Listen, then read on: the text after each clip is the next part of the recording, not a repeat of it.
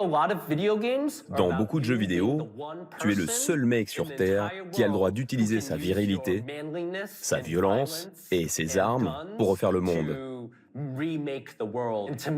Pour moi, c'est un concept proto-fasciste.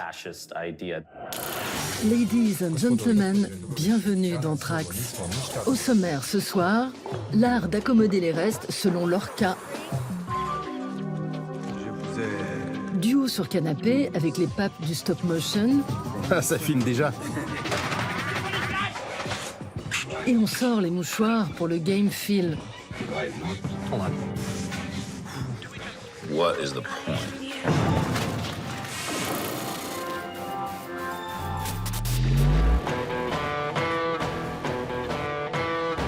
À mi-chemin entre street food et street art, la plasticienne Lorca cuisine de vieux matelas abandonnés sur la chaussée. Une scie, quelques bombes de peinture et beaucoup de patience sont ses ingrédients, et le trottoir sa galerie d'exposition. Tu m'étonnes, certaines de ces recettes ont mijoté pendant plus de 9 heures. Ce projet, baptisé It's Me, débuté en 2016, vient d'être immortalisé dans un livre de recettes réunissant 30 de ses créations XXL. Quand je me retrouve à découper à la scie certains matelas et que finalement la scie est entravée par plein de cheveux et de poils de cul, bah forcément il y a un rapport à l'intime qui est hyper présent où d'un coup on peut percevoir l'humain en fait derrière cet objet, c'est-à-dire non pas seulement pour sa matérialité mais aussi par son vécu quoi. Il va garder les stigmates de son passé et en fait quand je suis en train de poser dehors, ça me répugne pas en fait. Je trouve ça au contraire beau et poétique. Née en 87, Carole, alias Lorca, grandit en banlieue sud de Paris, où son père est réparateur d'ascenseurs et sa mère cantinière. Après des études d'art plastique à la Sorbonne, elle réalise en 2012 sa série Objecticide.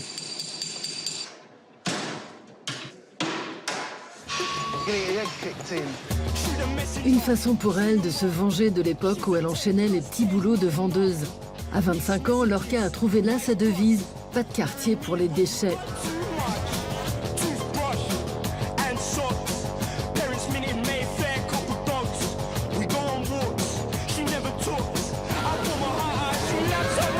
J'ai travaillé pour plus d'une vingtaine d'enseignes différentes pendant toutes ces années et c'est ce choc aussi de la société de consommation, c'est-à-dire à peine adolescent, à peine rentré dans la vie d'adulte et de se rendre compte qu'en fait qu'il faut vendre à tout prix, à n'importe qui et à n'importe quel prix quoi.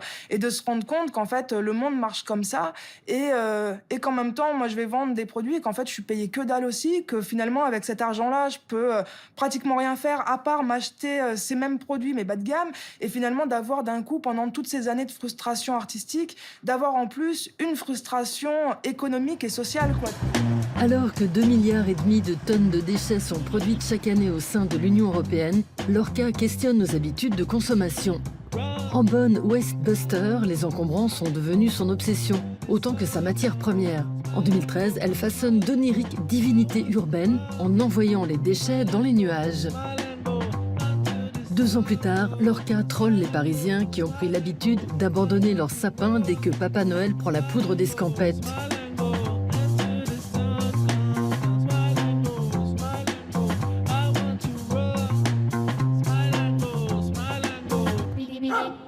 Dans son QG, le garage de son père au Kremlin-Bicêtre, Lorca prépare son prochain gros coup.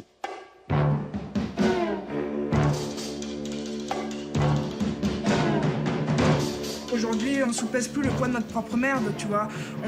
On ne sait plus ce qu'on rejette, en fait, de tout ce qu'on peut consommer, quoi. Alors qu'en fait, on retrouverait tous nos déchets devant notre porte. Je sais pas, nos déchets peut-être d'une année devant notre porte. Je pense qu'on prendrait conscience de notre consommation d'une autre manière, quoi. Là, si l'objet que tu jetais ou tu cassais se mettait à dégouliner comme ça, qu'est-ce qu'on ferait, quoi?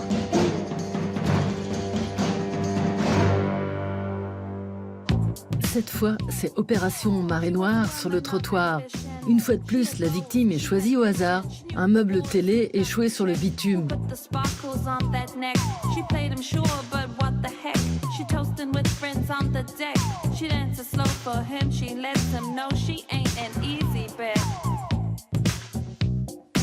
Elle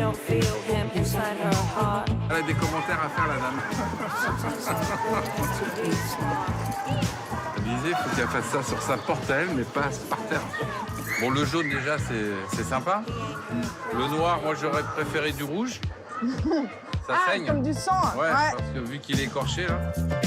Quand on pose dans la rue, bah forcément, la plupart des gens qui nous contactent ou la plupart des événements, ça va être des événements street art où, pour eux, il faudrait reproduire directement ce qu'on fait en extérieur pour l'événement. C'est-à-dire que d'un coup, c'est une esthétique qui leur plaît. Ce qui m'intéresse finalement, c'est d'exposer la trace, c'est d'exposer l'archive, c'est d'exposer les photographies, les vidéos, le récit de ces actions. C'est pas de se cantonner à reproduire l'esthétique urbaine en intérieur, de déplacer simplement ces sculptures du dehors au dedans. Non, ce qui m'intéresse, c'est de raconter l'histoire de ce travail, de se dire que finalement, aujourd'hui, je suis un individu qui part avec ses 3 bombes de peinture dans la rue, qui érige des sculptures qui peuvent faire jusqu'à 2 mètres cubes, que personne me fait chier et que finalement je les abandonne dehors et qu'elles partent aux éboueurs, quoi.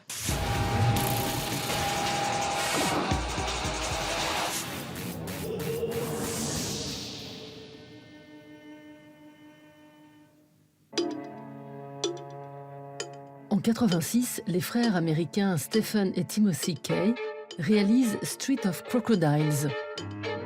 Cité par le réalisateur Terry Gilliam comme l'un des meilleurs films d'animation de tous les temps, ce court-métrage s'inspire d'une œuvre de l'écrivain et dessinateur surréaliste polonais Bruno Schulz, assassiné en 1942 par la Gestapo. Vaillants petits tailleurs du stop-motion, les frères Kay tirent des ficelles surréalistes pour créer ce qu'ils appellent un vrai conte de fées. Il y a les contes acceptables, genre Disney. Avec tout mon respect pour le cinéma. C'est peut-être moins comme ça aujourd'hui, bien sûr, mais à l'époque où on a grandi, c'était... On avait le sentiment... Comment dire? Quand on castre un chien ou un chat, ça leur enlève leurs attributs et ça devient fade. À l'origine, les contes n'étaient pas comme ça. Nous, on veut des films avec du sang dedans. À l'image de The Comb, leur film le plus onirique et sans le moindre dialogue, les frères Kay inventent leur univers de A à Z. Seuls maîtres à bord, sur la table de leur petit atelier londonien, ils bousculent les codes à 4 mains.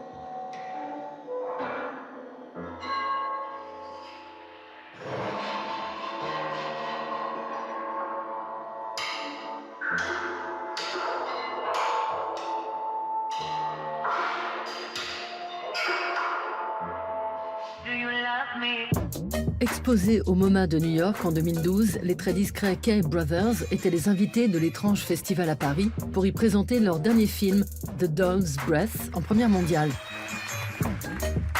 Fan de longue date, c'est le réalisateur de Batman, Christopher Nolan lui-même, qui a produit ce souffle de la poupée, l'histoire d'un gentil psychotique qui tombe amoureux d'une poupée à l'effigie de sa femme.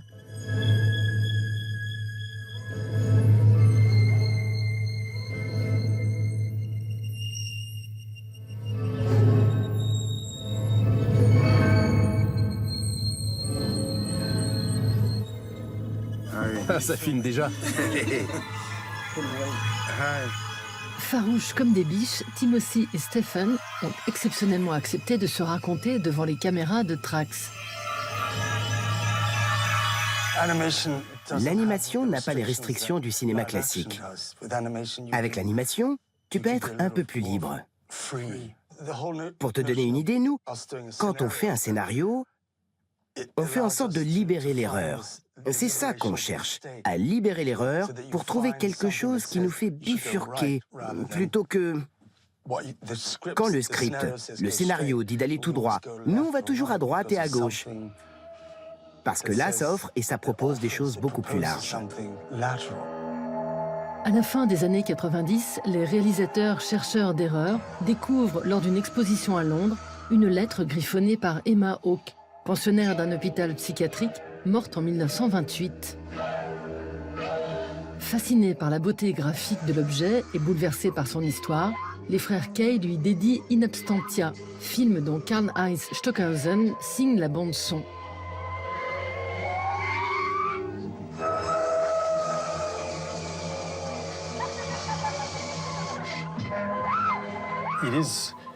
C'est quelque chose de très tactile. On réagit tous à ça, au toucher, quand on caresse une fourrure. On a tous ce petit frisson quand... Ou une épiphanie pour certains. Oui, et puis ça peut aussi être un objet de réflexion. Comment rendre ce genre de choses... Non pas que la narration soit pas importante, mais cet aspect-là du film est tout à fait crucial. Nés en 1947, Stephen et Timothy Kay grandissent à 30 km de Philadelphie, où leur père travaille comme mécanicien pour le fournisseur d'électricité de la ville. Dans les années 50, alors qu'ils vouent une passion au dessin et à la calligraphie, leur père les conduit au Musée des Sciences, où ils découvrent, hypnotisés, un automate français datant de 1800, capable d'écrire et de dessiner. À 22 ans, ils embarquent sur un bateau de marchandises de l'armée américaine direction l'Europe et le Royal College of Art de Londres. Intégrés en section dessin, ils lorgnent du côté du cinéma et se font rapidement prêter une caméra 16 mm.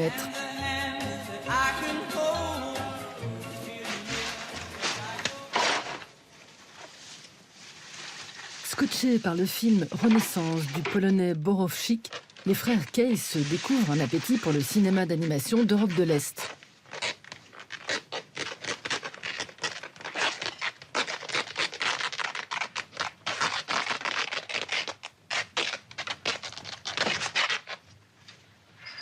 En 1984, ils rendent hommage à l'un des grands maîtres tchèques du genre avec leur 7e court-métrage, Le cabinet de Jan Schwankmajer, véritable leçon de stop-motion.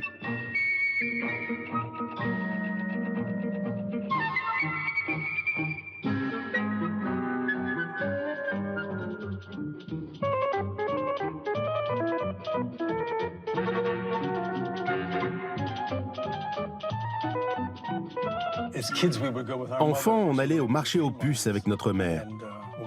Mais quand on a commencé à faire des films de marionnettes, on y allait tous les jours. Évidemment, on n'avait pas beaucoup d'argent. Alors on cherchait les trucs... Les déchets. Oui, les petites merdes. Mais dans le tas de petites merdes, il y avait toujours un truc fantastique, un truc vraiment épatant. On se demandait toujours, l'homme ou la femme qui a monté son stand là, qui a disposé les objets comme ça, il a pensé à leur disposition ou est-ce que c'est un hasard? On se regardait en hochant la tête et on se disait, t'as vu ça? On voyait toujours une connexion. Une connexion. Embauchés par Peter Gabriel en 1986, les frères Kay participent à l'un des premiers clips de l'histoire de la pop, réalisé entièrement en stop-motion. Leur fameuse danse des poulets en fait des chouchous des agences de pub.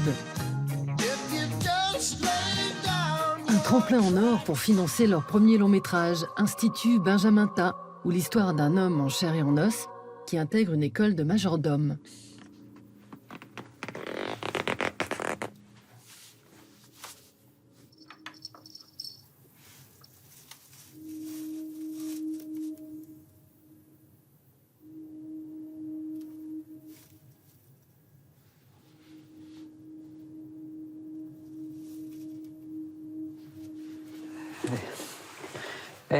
I wish to enroll. To enroll? Certainly. Les jumeaux jonglent alors entre pub et fiction, mais toujours avec leur trait spécial Kay's Touch. I gotta tell you though, this feels worse like... Hank, I can't feel my roots, Hank. I can't feel my roots, Hank. Hank!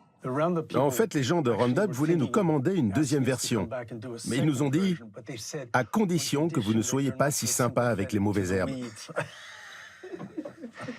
Mais bien sûr qu'on était du côté des mauvaises herbes. 10 ans après Institut Benjamin Ta, les frères Kay réalisent leur second long-métrage, L'accordeur de tremblement de terre. En 40 ans de carrière, outre ces 2 films, le duo de Geppetto aura réalisé une trentaine de courts-métrages, participé à la mise en scène et au décor de 25 pièces et opéras, et signé des dizaines de clips et de pubs mémorables. Pas fatigués des images, les jumeaux? Nos personnages souffrent de voyeurisme. Leur rétine est constamment sollicitée. Ils sont aux aguets, comme des chasseurs qui traqueraient une épiphanie, une révélation ou quelque chose de merveilleux. Ils sont à la recherche de ça.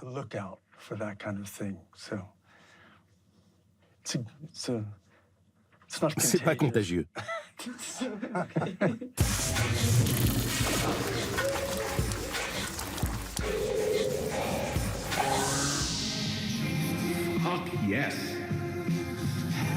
Pour l'Américain Robert Young, le jeu vidéo doit faire l'amour, pas la guerre. Dans Rinse and Repeat, qu'il crée en 2015, il faut s'armer de patience. Pour savonner le beau gosse de la salle de sport, le joueur doit adapter son planning en temps réel, les talons n'étant là qu'à certaines heures de la semaine. Mais il faut aussi faire avec ses sautes d'humeur. Yo, dude, could you spot my ass?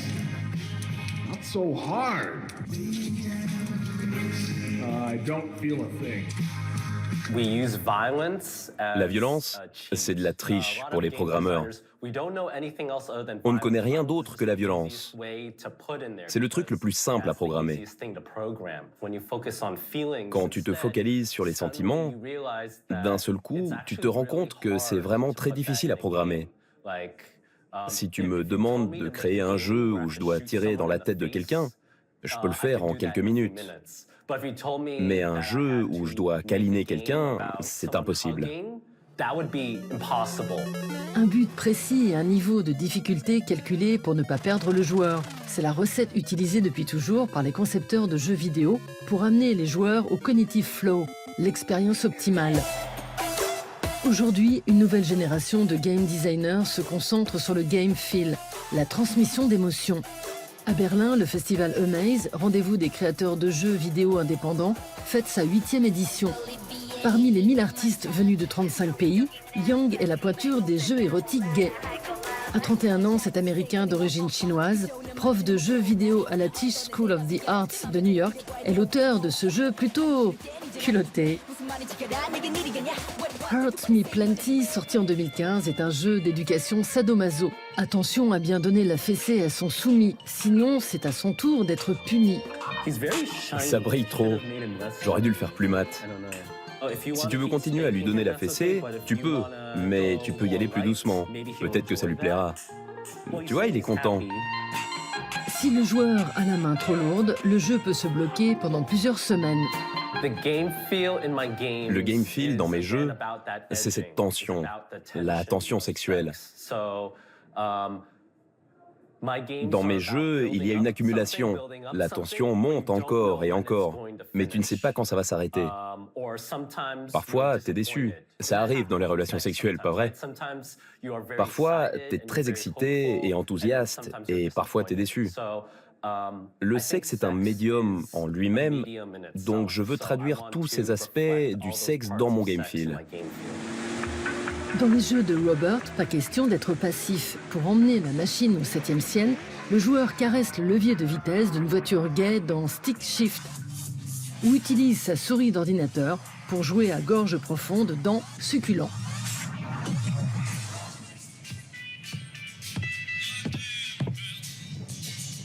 Pour son jeu The Tea Room, sorti en 2017, le serial gamer s'inspire d'une histoire vraie datant de 62, quand la police de l'Ohio filmait les toilettes publiques pour arrêter les homosexuels.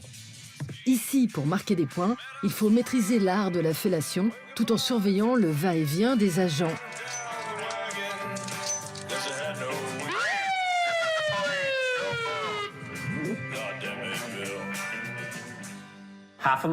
La moitié de mon public est faite d'homophobes, qui jouent à mes jeux et se font de l'argent grâce aux pubs sur YouTube. C'est vraiment tordu. Il y a aussi beaucoup d'homosexuels. J'aime penser que mes jeux sont des outils pour aider les homos à être homos.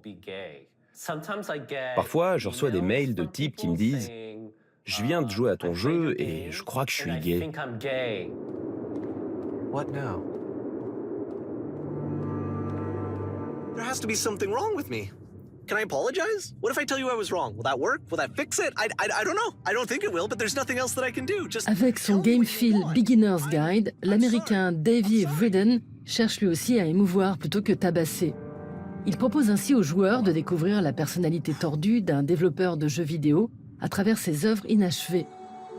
Un périple dans les affres de la création si introspectif que les gamers se retrouvent submergés par l'émotion. I don't know where we are now. Train station. Dans les autres formes artistiques, on n'a pas besoin d'expliquer pourquoi les sentiments sont importants, que ce soit dans un film ou un livre. L'attrait des jeux vidéo a toujours été leur mécanique fascinante, amusante et addictive. Ça a toujours été une question de sentiments.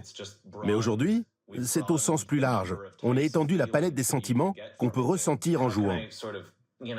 Comment je peux compacter ces émotions, les faire traverser un tube imaginaire pour qu'ils arrivent à quelqu'un, que la personne l'ouvre et se dise « c'est aussi ce que je ressens ». Dans la parabole de Stanley, que Davey développe avec un ami en 2013, le joueur se retrouve dans la peau de Stanley, employé de bureau morose dont les collègues ont disparu. Avec ses airs de sketch des Monty Python et son narrateur arrogant, véritable moulin à paroles, le jeu présente des challenges absurdes, comme appuyer sur un bouton pendant 4 heures ou ne plus y jouer pendant 5 ans. Are you really still in the broom closet? Standing around doing nothing? Why? Stanley was fat and ugly and really stupid. He probably only got the job because of a family connection. That's how stupid he is. That or with drug money. Also, Stanley is addicted to drugs and hookers. I don't get it. Game's unwinnable. What is the point? That is the point. D'un passage avec Kevin Spacey dans House of Cards à 4 nominations aux Oscars des jeux vidéo, ce game feel se vend à plus d'1 million de copies. It just started over again. Just keeps doing that over and over. Le succès de la parabole de Stanley permet alors à Davey, fils de médecin de 31 ans, d'embaucher une petite équipe pour développer ses projets dans son studio à Austin, au Texas. J'ai été plus déprimé que je l'avais jamais été dans ma vie pendant 9 mois après la sortie de la parabole de Stanley. C'était horrible. Horrible, horrible. Beaucoup de gens m'écrivaient juste des mails. Mais ça m'a complètement abattu. Je veux pas être psy. Je veux pas avoir à gérer les émotions de tous ces gens dans leur vie. Au fond du trou, Davey se lance en 2015 dans la création de The Beginner's Guide. Le concept, un narrateur au bout du rouleau, guide le joueur à travers des mini-jeux qui font devenir chèvre, comme ranger sa maison à l'infini ou avoir un pistolet sans personne sur qui tirer. La grosse poilade, quoi. Beaucoup de jeux vidéo font de toi le seul sur Terre qui puisse utiliser sa virilité, sa violence et ses armes pour refaire le monde à son image. Je trouve ça effrayant, cette idée qu'une seule personne puisse contrôler le reste du monde.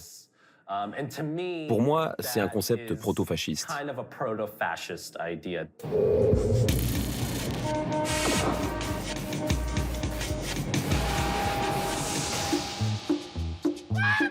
Léa, notre journaliste qui connaît le Machu Picchu sur le bout des doigts, a rendez-vous avec une famille unie comme les 5 doigts de la main.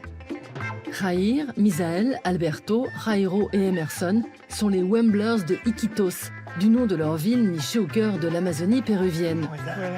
Sous la houlette de leur père, ils inventent à la fin des années 60 la cumbia amazonienne. 50 ans plus tard, les frangins sont toujours sur le pont. C'est vous, les Jackson 5 de l'Amazonie?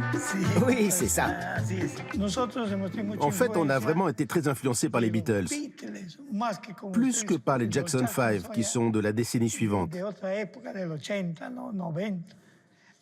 On a vraiment été influencés par les Beatles, qui étaient un groupe formidable, et qu'on écoutait beaucoup à Iquitos. C'est pour ça qu'encore aujourd'hui, les gens là-bas nous appellent les Beatles d'Iquitos. Pour animer les chaudes nuits d'Iquitos, les Wemblers adaptent l'antique cumbia venue de Colombie à la mode de chez eux. Ils y ajoutent les rythmes traditionnels des ethnies amazoniennes et introduisent des guitares électriques, le tout sous perfusion psyché. Malgré une douzaine d'albums sortis dans les années 70 et des tournées dans toute l'Amazonie, les archives du groupe sont quasi inexistantes. Alberto ne s'en sépare jamais. Cette photo, c'est quand on a joué dans un pénitencier, dans la prison d'Iquitos. C'était pour la fête patronale des prisonniers. Et ils avaient demandé qu'on vienne pour jouer à l'intérieur de la prison. On était très populaires, nous les Wemblers. Notre public, c'était les gens d'en bas. Et comme tu sais, dans les prisons, on retrouve beaucoup de gens des classes populaires.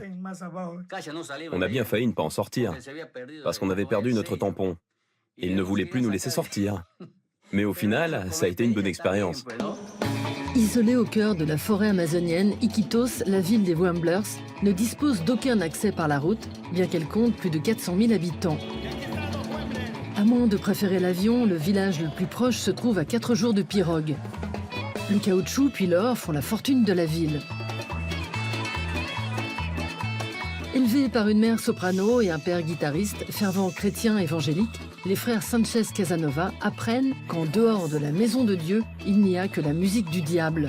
Alors, quand Satan titille ses fils, leur père Salomon Sanchez décide de les avoir à l'œil et devient en 68 leur manager. Notre père était commerçant. Il avait un grand magasin de chaussures et il savait repérer les bons coups. Alors il s'est dit, avec mes fils, je vais faire un autre business. Et ça a plutôt réussi. Et aussi, il nous a appris que la musique qu'on faisait, le rythme qu'on faisait, devait être amazonien. Il a composé plein de morceaux. C'est lui le maître de la cumbia amazonienne. C'est l'inspirateur.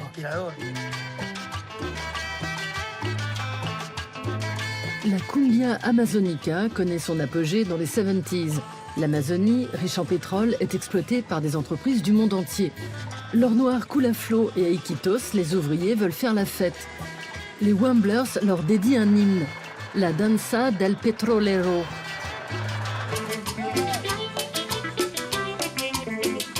C'est pourtant grâce à ce groupe de Lima, Los Mirlos, que le morceau devient un tube.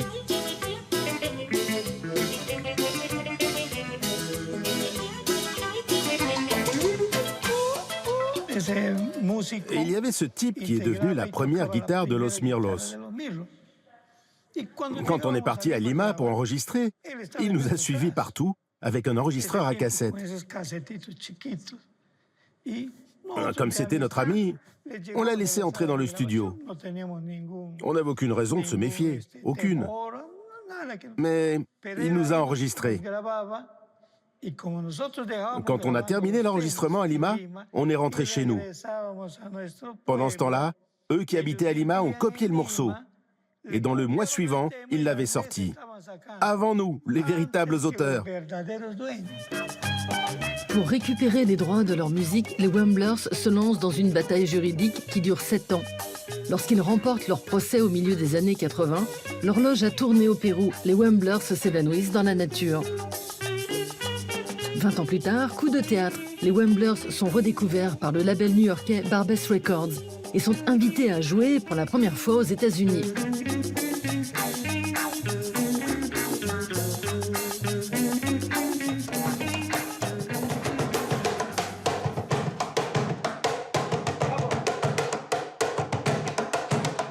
Plus coriaces que les Rolling Stones et AC/DC réunis, Los Wemblers, qui tirent leur nom du légendaire stade de Wembley, viennent fêter leurs 50 ans d'existence au festival Ville des musiques du monde à Aubervilliers.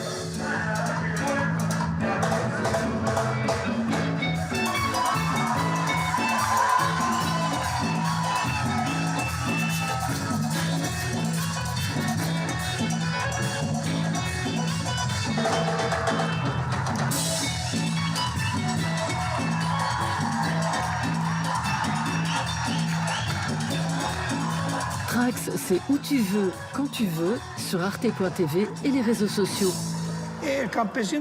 L'agriculteur amazonien n'a pas de grosses machines. C'est pas comme ce qu'on voit ici, des champs d'1 kilomètre ou 2. Chez nous, c'est une agriculture de subsistance. 1 hectare, un demi-hectare. De ce qu'il récolte, la moitié est pour le paysan. Et il va vendre le reste à Iquitos. La forêt est donc beaucoup mieux préservée. Au Brésil, ils continuent à abattre tous les arbres. Ils se foutent de la forêt. Ils sèment du soja et ils pendent plein de produits. Mais pourquoi faire? On a tout ce qu'il faut ici. Tout.